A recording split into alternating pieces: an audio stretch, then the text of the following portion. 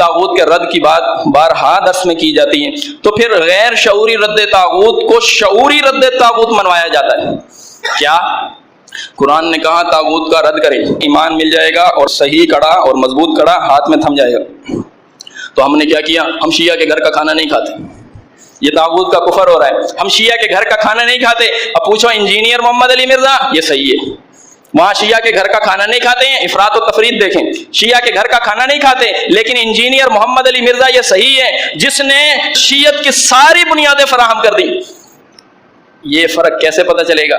کردار طاغوت چھا گیا، قرآن سے دوری ہوئی، کردار طاغوت ان پہ چھا گیا۔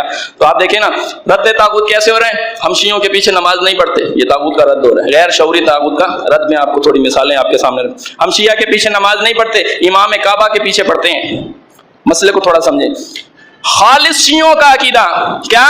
عرض اعمال رسول اللہ صلی اللہ علیہ وسلم کے اوپر پیش ہوتے ہیں۔ عرض اعمال کا عقیدہ خالص شیعوں کا عقیدہ، ان کا بنایا، ان کا گھڑا ہوا کہ رسول اللہ صلی اللہ علیہ وسلم کے اوپر اعمال پیش ہوتے ہیں۔ ہمارا درود نبی علیہ السلام سنتے ہیں، شیعہ کے پیچھے نماز نہیں، امام کعبہ کے پیچھے نماز ہے، وہ بھی اسی عقیدے کا قائل ہے، وہ بھی اسی عقیدے کو مانتا ہے۔ اس کا بھی نظریہ اور عقیدہ یہی ہے کہ اللہ کے نبی ہمارا درود و سلام سنتے ہیں، رسول اللہ صلی اللہ علیہ وسلم کے قبر کے پاس سلام کیا جائے اسے سنتے ہیں، جواب دیتے ہیں۔ شیعہ کے پیچھے نماز نہیں ہو رہی، امام کعبہ کے پیچھے ہو رہی ہے، یہ غیر شعوری رد طاغوت ہے۔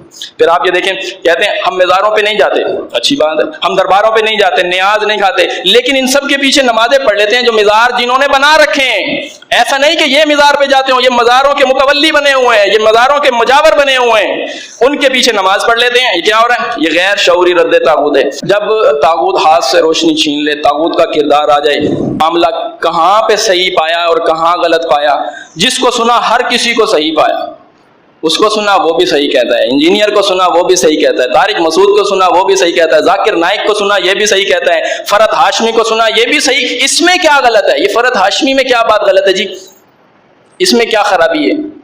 دیکھیں آپ اس مسئلے کو دوبارہ سے ذہن نشین کریں۔ ایک شخص جس نے اگر خود کوئی کفر نہیں کیا لیکن کافروں کا حامی ہے، اس مسلک کا حامی ہے، مسلک اہل حدیث کی وہ حامی ہے، اس کی اشاعت کرنے والی، اس کی دعوت کو قبول کیا جائے گا۔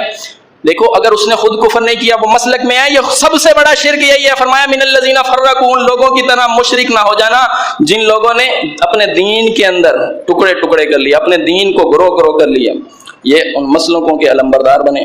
فرمایا الم تر الی الذین اوتوا نصیبا من الکتاب، آپ نے پیغمبر ان لوگوں کو نہیں دیکھا، فرمایا جن لوگوں کو کتاب دی گئی، فرمایا وہ کیا کرتے ہیں؟ یؤمنون بالجبت، وہ ایمان لے کر آتے ہیں بتوں کے اوپر اور طاغوتوں پہ ایمان رکھتے ہیں، کہتے ہیں یہ زیادہ ہدایت یافتہ ہیں ان سے۔ اللہ نے ان کے اوپر لعنت کی، جب اللہ کی لعنت پڑ جائے کوئی ان کا حامی اور کوئی مددگار نہیں ہوتا۔